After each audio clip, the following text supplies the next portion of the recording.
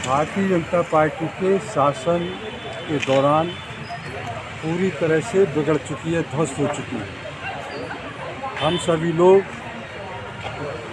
SP साहब से ज़िले की कानून व्यवस्था के संबंध में मिलने के लिए आए थे और विशेष करके सोनागढ़ थाने में जो फर्जी रिपोर्टें हो रही हैं उसके बारे में, बसई थाने में जो फर्जी रिपोर्टें हो रही हैं उसके संबंध में विशेष रूप से उनके संज्ञान में लाने के लिए आए थे।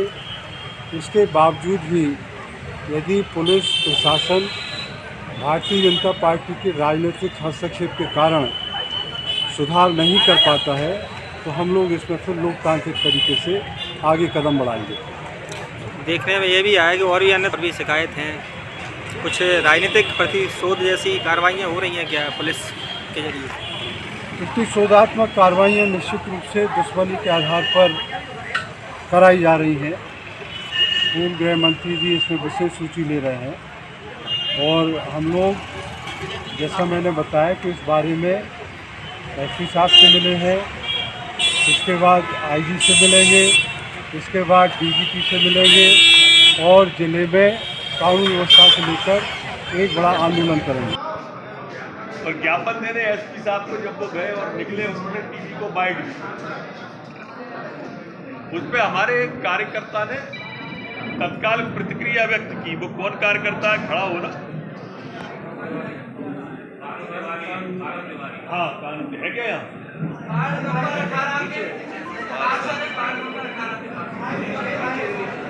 बाहर वाली भीड़ में होंगे।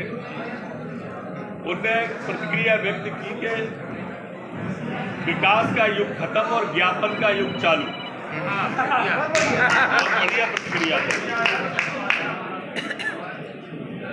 इस तरह की प्रतिक्रियाओं का ध्यान रखो, क्योंकि उनने कोई ज्ञापन दिया ही नहीं था। कल बाहर आके जो बात की उसमें कोई ज्ञापन नहीं दिया था। एक बात वहां बातें चीतें की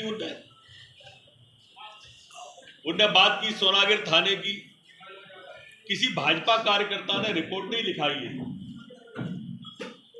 पंचायत ग्रामीण विकास विभाग की रिपोर्ट पर 420 का केस लगा है, लेकिन उन्होंने बसई की भी बात की, लेकिन बड़ौनी थाने की बात नहीं करी, जहां 2 लोग मर गए और 6 लोग घायल हो गए। 2 लोग मरे, 6 लोग घायल हो गए। अपनी बंदूकों के लाइसेंस की तो बात की, लेकिन ये जो गैंगवार हुआ, 8 लोग घायल हैं, 6 लोग घायल हैं, 2 लोग मर गए हैं, उसकी बात टीवी पे भी नहीं करी। बाइट देते में भी उसकी बात नहीं की। ये बात ध्यान दिलाने वाली बात है और आपको सबको इसलिए ध्यान, मैंने टीवी की व्हाट्सएप की प्रतिक्रिया की बात की ना। व्हाट्सएप की प्रतिक्रिया एक और आज सुबह पड़ी थी, किसने डाली, वो कार्यकर्ता भी होगा, कि 2 मर गए 6 घायल हैं। मैं था तब भय का वातावरण था, अब तो शांति का राज आ गया कि नहीं आ गया? दूसरी प्रतिक्रिया थी। ऐसी प्रतिक्रियाओं का ध्यान रखो, क्योंकि बीपी फूकेगी तो वो आप सबका नाम लेंगे, मेरा लेंगे। लाइट चली जाएगी तो वो आप सबका नाम लेंगे, मेरा लेंगे। पानी नहीं आएगा तो वो आप सबका लेंगे, मेरा लेंगे।